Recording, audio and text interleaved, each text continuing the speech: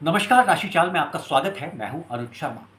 क्या आपका जो प्रेम है वो आपकी तरफ से बहुत पवित्र है? आप जिससे प्यार करते हैं या प्यार करती हैं, जाहिर तौर पर आप पूरी निष्ठा, पूरी श्रद्धा और पूरी ईमानदारी के साथ आप उसे चाहते हैं या चाहती हैं।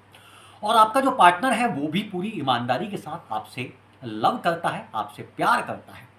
आप दोनों का रिश्ता चलते चलते बहुत लंबा समय हो गया और अब आप शादी के बंधन में बंधना चाहते हैं।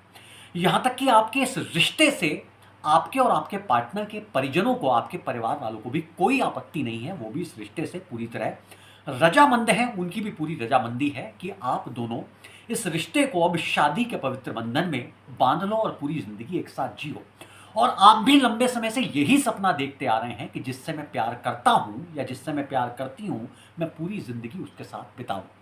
आप दोनों जब एक दूसरे के प्रति ईमानदार हैं, आप दोनों ही एक साथ जिंदगी गुजारना चाहते हैं, तो भी ये रिश्ता शादी के पवित्र बंधन की शक्ल आखिर क्यों नहीं ले पा रहा है?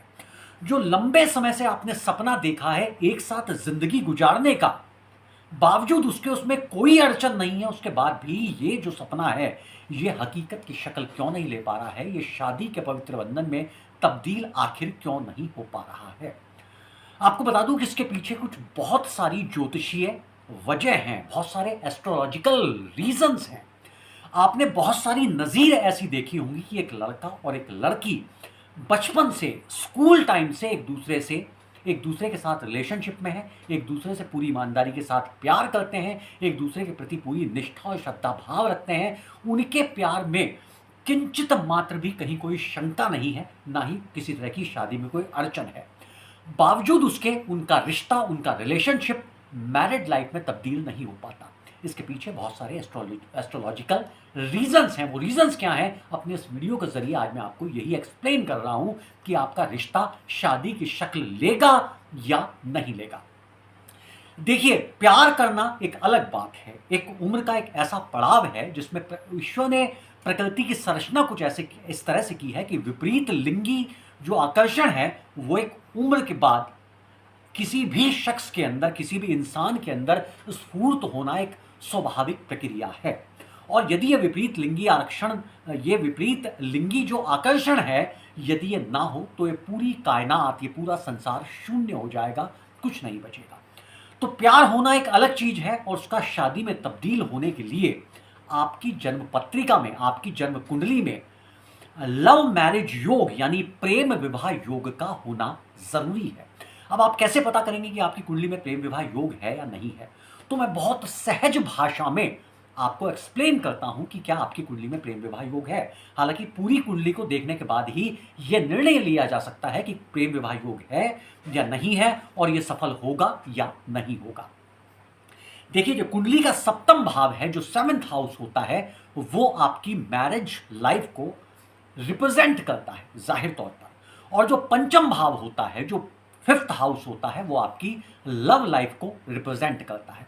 अब इन दोनों के बीच की कॉम्पैबिलिटी को देखना जरूरी है, यानी कि सप्तम भाव का स्वामी और पंचम भाव का स्वामी, इनके बीच परस्पर संबंध होना चाहिए। और संबंध कैसा होना चाहिए? मैत्रीपूर्ण संबंध होना चाहिए, शत्रुतापूर्ण नहीं। यदि शत्रुतापूर्ण संबंध है और प्रबल प्रेम विवाह योग है तो प्रेम विवाह तो होगा, लेकिन पूरे जीवन एक साथ रहने की उम्मीद छोड़ दीजिए। प्रेम विवाह होने के बाद भी तमाम ऐसी नजीर हैं, तमाम ऐसे उदाहरण हैं जब प्रेम विवाह हुआ लेकिन विवाह टूट गया। तो क्या है कि पंचम भाव और सप्तम भाव के स्वामियों का आपस में संबंध होना जरूरी है। दोनों एक दूसरे के मित्र हैं या शत्रु हैं या संभाव रखते हैं, यह देखना जरूरी है। दोनों भाव में पड़ने वाली राशियां जो हैं, उनके जो स्वामी हैं, उनके बीच में कैसा संबंध है, जाहिर तौर पर यह भी देखना जरूरी है। दोनों भाव के अंदर जो ग्रह बैठे हैं, उनके आपस में संबंध कैसे हैं, यह भी देखना जरूरी है। चौथी जो सबसे महत्वपूर्ण जो चीज है वो ये है कि पंचम भाव जो प्रेम का घर है, उसके ऊपर क्या क्रूर ग्रह की दृष्टि है, क्या पाप ग्रह की दृष्टि है या शुभ ग्रह की दृष्टि है। सप्तम भाव पर भी ये देखना जरूरी है, सप्तम भाव के स्वामी और सप्तम भाव पर क्या क्रूर ग्रह की दृष्टि है, क्या शुभ ग्रह की दृष्टि है या पाप ग्रह की दृष्टि है।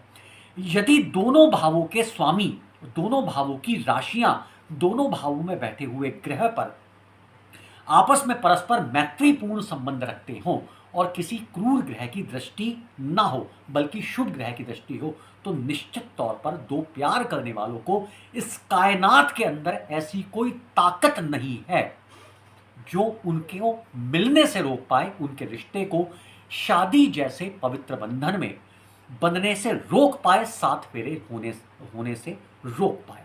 और बावजूद उसके यदि आपके प्रेम विवाह में कोई अड़चन आ रही है, सब कुछ शुभ होने के बाद भी, प्रेम विवाह योग होने के बाद भी, तो आज आपको मैं एक बहुत बहुत और बहुत बड़ा उपाय बताता हूं।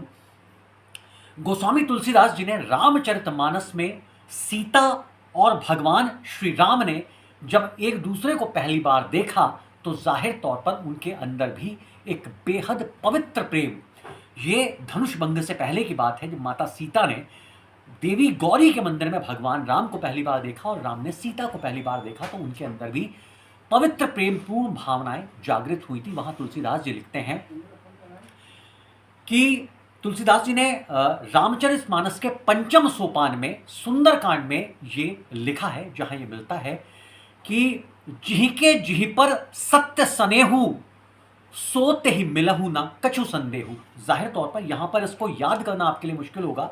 एक बार फिर से मैं इस चौपाई को बोलकर आपको बता रहा हूं ताकि आप YouTube पर या गूगल पर आप इसको देख सकें, और निश्चित तौर पर जब खाली वक्त मिले इस चौपाई का आपको क्या करना है, मन ही मन के अंदर स्मरण करना है, जिहि के जिहि पर सत्य सनेहु सोत ही मिलहु न कछु संदेहु। इसका भावार्थ है कि यदि आपका किसी के प्रति सच्चा प्रेम है, उसमें कोई द्वेष भाव ना हो, उसमें कोई शंका ना हो, तो कायनात की सारी शक्तियां, सारी ताकतें आप दोनों को मिलाने में लग जाती है। तो जाहिर तौर पर आज का ये वीडियो देखने के बाद में आपकी ये जो गलतफहमी है ये दूर हो गई होगी कि यदि आप किसी से सच्चा प्रेम करते हैं तो कम से कम ये शर्त मत रखिए कि ये प्रेम शादी में तब्दील होगा या नहीं। ये निर्भर करता है इस बात पर कि आपकी और आपके पार्टनर की कुंडली में लव मैरिज योग है या नहीं, और एक शुभ स्थिति में है या नहीं। तो भारतीय वैदिक ज्योतिष के प्राचीनतम ऐसे दुर्लभ उपाय जानने के लिए देखते रहिए हमारा ये चैनल राशि चाल। मुझे दीजिए इजाजत और सब्सक्राइब करना ना भूलिए। फिलहाल अनुज शर्मा को दीजिए इजाजत। नमस्कार।